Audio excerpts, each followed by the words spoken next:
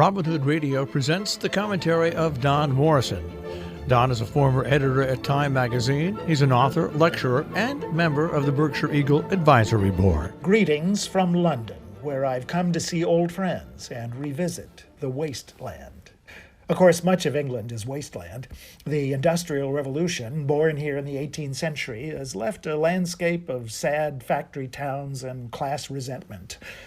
British politics is a losing struggle against decay. The most recent prime minister lasted 26 days.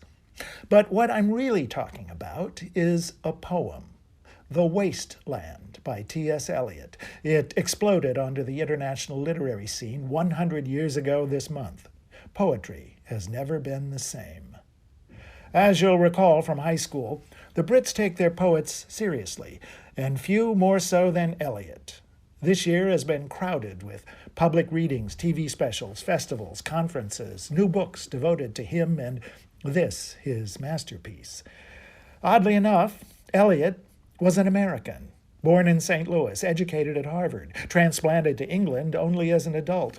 He fell in with the Bloomsbury Group, a circle of scribblers that included Virginia Woolf, E.M. Forster, John Maynard Keynes, and Ezra Pound.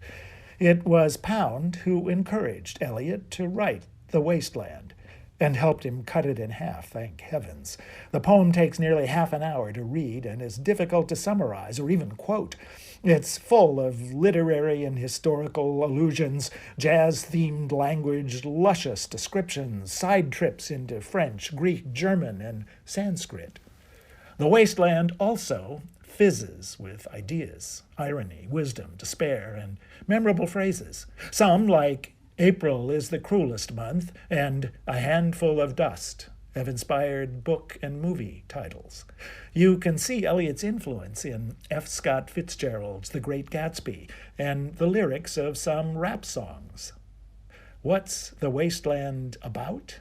Oh, time, anxiety, self-doubt, the fall of civilizations. Eliot was writing as his adopted country, exhausted and disillusioned by World War I, was dreading what would come next.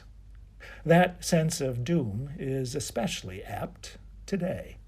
Climate change and the rebirth of extremism are upsetting our own certainties, blighting our hopes. Poets are the canaries in the world historical coal mine, the mirrors that reflect humankind's unspoken fears. Our world is becoming a new wasteland, literally. We could use another T.S. Eliot. I'm Don Morrison. Don Morrison is an author and editor. He's taught at universities in the United States, Europe, and Asia. He's the European editor of the British magazine Port and a member of the Berkshire Eagle Advisory Board.